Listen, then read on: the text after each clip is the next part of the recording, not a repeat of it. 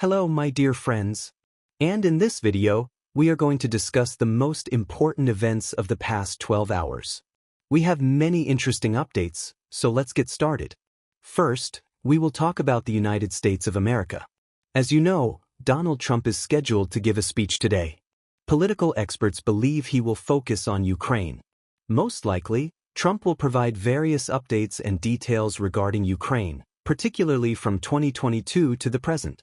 According to different sources, Trump is expected to present evidence suggesting that Ukraine has been selling weapons during this period, possibly to adversaries of the United States. This is exactly what Trump spoke about yesterday, and it may be the primary reason why the US has completely cut off military supplies and support to Ukraine. Now, let's analyze everything in detail. First, we will review statements and articles published by different media outlets before these major developments took place. One of the most notable articles was published by Bloomberg. In it, Ukrainian President Volodymyr Zelensky expressed his willingness to meet with Trump, but only as an equal. Zelensky stated that he was open to meeting Trump again if the US president invited him, but he made it clear that another visit to the White House would have to be a serious and constructive discussion. Every time I visit the Oval Office, it should not be taken lightly. We deserve an equal dialogue. If the US president invites us for a constructive discussion to address real problems, serious questions, and decisive actions, I will attend, Zelensky told Bloomberg. Once again, Zelensky's statements reveal how different his perspective is from that of the US leadership. Despite his defiant tone, he also told the publication that Ukraine is open to negotiating a deal with the US regarding natural resources. Shortly after these statements, several updates emerged from the US. Reports indicate that Trump is open to resuming talks with Zelensky on natural resources, but only under the condition that Ukraine changes its stance. The White House has not specified exactly what Trump wants Ukraine to change, but it's widely believed to be related to Zelensky's comments at the London summit, where he stated that a settlement of the conflict in Ukraine was still very far away. Many experts consider this a major misstep by Zelensky. Trump seized on this statement to emphasize his view that Zelensky is unwilling to work toward peace as long as he has American and European support. In a recent meeting, European officials also admitted that Ukraine cannot continue the fight without US assistance. This position was also commented on by Elon Musk, who strongly criticized Zelensky, saying, Zelensky wants a forever war, a never-ending conflict. This is evil. Additionally, Musk made another statement, suggesting that as distasteful as it may be, Ukraine should offer Zelensky amnesty in a neutral country in exchange for a peaceful transition back to democracy. A few days ago, Zelensky himself stated that it is not enough to simply remove him from power. Western nations and political leaders should ensure that he is not allowed to participate in future elections. Some speculate that Zelensky may be seeking financial guarantees in exchange for stepping aside, though there is no concrete evidence of this. Another important update comes from U.S. authorities. U.S. Secretary of Commerce Howard Leuch detailed what triggered the White House's current stance. According to Leuch, Zelensky demanded $300 billion in reparations from Russia, likely referring to frozen Russian assets. Zelensky stated, I want them off my land. I want all the land, seriously all of it. I want more reparations and more security guarantees. From the U.S. perspective, this approach portrays Zelensky as a troublemaker rather than a peacemaker. Later, another crucial article was published by the New York Times, stating that Trump will meet today with his top national security advisors, including Secretary of State Marco Rubio and Defense Secretary Pete Hegseth, to discuss the next steps regarding Ukraine. This meeting reportedly took place about 10 to 12 hours ago. Following this meeting, one of the most significant updates of the past 24 hours was released. The United States has stopped all military aid and support to Ukraine. Reports indicate that Trump has halted all U.S. military assistance to Ukraine following a heated exchange with Zelensky. U.S. military aid supplies to Kyiv stopped at 4:30 a.m. Moscow time.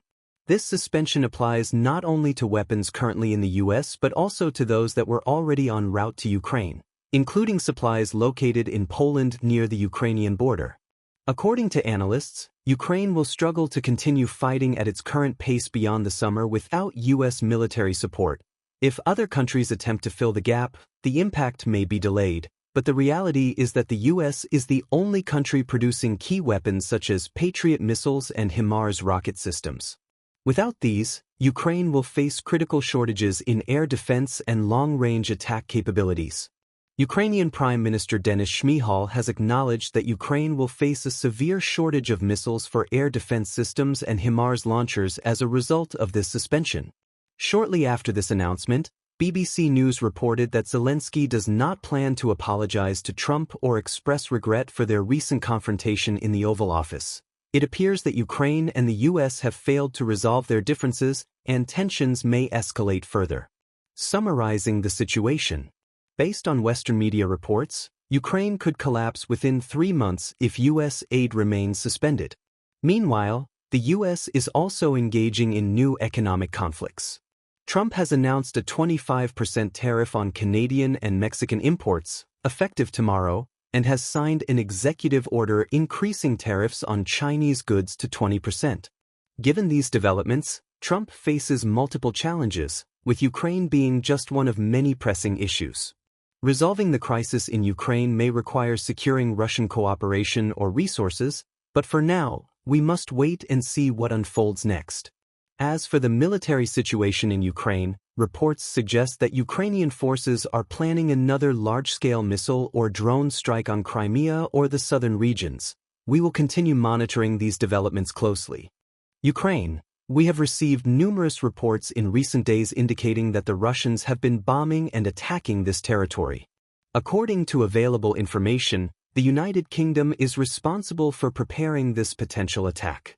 The UK has been a key supplier of weapons to Ukraine and continues to send arms with the intent of supporting this mission. However, the Russians appear to be fully aware of the situation. Over the past several days, they have destroyed numerous warehouses and ammunition depots in the Odessa region. We have received a large number of videos and photos confirming that Russian forces have established complete fire control over the city of Odessa and its surrounding areas. Their primary goal is to prevent any attacks in the direction of Crimea. Despite this, we understand that the Ukrainians will persist in their efforts. They need to present themselves as strong, and it is highly likely that President Zelensky will do everything in his power to obstruct any potential agreements between Russia and the United States. To achieve this, he may attempt a significant strike on Crimea or a similar large-scale action. Now, let's take a step back and discuss the situation in the Sumy area. Over the past 24 hours, we received an important update from the Russian side. According to available information, Russia has announced the return of 33 residents of the Kursk region from Ukraine to the Russian Federation. These individuals will be provided with all necessary support and assistance upon their return, as reported by the acting governor. This is a significant development. If you recall, following the recent confrontation in the Oval Office, reports emerged that Ukraine had withdrawn from negotiations with Russia regarding a potential all-for-all prisoner exchange. At that time, the Russians were seeking a resolution that would facilitate the return of all civilians. Ukraine's decision to abandon the negotiations was viewed as an aggressive move. Now, however, we see a shift. Ukraine has returned 33 residents, which could be considered a positive step. This development may indicate that Ukraine is still open to finding a resolution with Russia. This update is certainly intriguing. The Russians have now established complete control over the main supply roads, causing significant logistical issues for the Ukrainian forces. The situation is becoming increasingly difficult. According to pro-Ukrainian sources, including Deep State, Russian forces have improved their positions in the village of Libava, now controlling up to 66% of the area. Russian sources claim that they have already secured the village almost entirely, with only a few remaining pockets of resistance expected to be eliminated soon.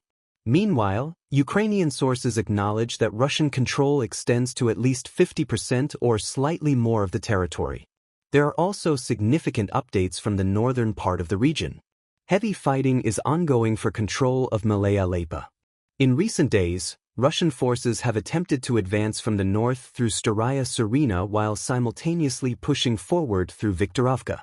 Today, according to pro-Ukrainian sources, Russia launched another offensive operation, this time attempting to attack Malaya Leipa from behind. This means that Russian forces are advancing along 3 separate axes, with the objective of forcing Ukrainian troops to retreat. Additionally, the Russians have established complete fire control over the main supply routes running from Sumy to Malaya Leipa. Over the past 24 hours, Russian forces have published multiple videos showing their attacks on Ukrainian positions, as well as footage of Ukrainian vehicles being targeted while moving between Sumy and Malaya Leipa. The situation for Ukrainian forces in this area is becoming increasingly critical, and they may soon be forced to retreat. Today, according to Neil Mappers, we have received further confirmation that Russian forces have successfully improved their positions in the village of Zagorykhovka. Their offensive operations continue, and it is expected that in the coming days, they will take full control of the settlement. In the Kostantinivka direction, Russian forces have intensified their operations over the past several days. Artillery strikes, FPV drone attacks, and airstrikes have increased along the M32 road. Since early February, reports have indicated that Russian forces have been working to strengthen their logistics and build extensive defense networks to counter Ukrainian FPV drone attacks. These preparations are now nearing completion. Once the defensive networks are fully operational, Russian forces will likely launch another offensive operation. Analysts believe that Russia will attempt to break through Ukrainian defenses using the M32 road, as it is the shortest and most direct route into Kostantinivka. If successful, this attack could have 2 major consequences. 1. A direct entry into Kostantinivka, securing a strategic and symbolic victory for Russia. 2. The encirclement of Ukrainian positions south of the city, including the villages of Klishchivka, Andrivka, and Pivnikn, potentially leading to the collapse of these defensive pockets. In recent days, Russian forces have conducted extensive bombardments in this area, focusing on damaging Ukrainian vehicles and fortifications along this front. A major Russian offensive in this direction appears imminent. ### the Southern Front and Zaporizhia region. Over the past 24 hours, reports indicate that Russian forces have made significant territorial gains between the villages of Pryutin and Bylohiria. These updates have been confirmed by pro-Ukrainian sources. Additionally, in the Zaporizhia direction, Russian aviation has carried out intensive bombing raids along the entire contact line from Kamenka to Sherbeki. Reports suggest that Russian forces are reducing the area to ruins, though their exact strategic intentions remain unclear. There is speculation that Russia may be preparing for another large-scale offensive. If the situation continues developing as it is now, some analysts predict that Ukraine could collapse by summer without additional U.S. military aid. However, if Russia accelerates its offensive operations, forcing Ukraine to deplete its stockpiles of weapons more quickly, Ukrainian forces could face critical shortages within just 1 or 2 months. It is highly likely that Russia will attempt to take advantage of this situation. Meanwhile, European countries appear to be increasing their support for Ukraine. Today, for the first time since the beginning of the war, a French Mirage 2000 jet was reportedly spotted flying over Ukraine. This suggests that despite the United States halting its military aid, European nations will continue to provide assistance in an attempt to hold the front lines. As a result, Russia has a limited window of opportunity, possibly 1 or 2 months, before European support increases significantly. If Russia intends to make decisive territorial gains, they will likely need to act soon. Thank you for watching. Subscribe to my channel, like the video. Have a great day. Bye bye. ****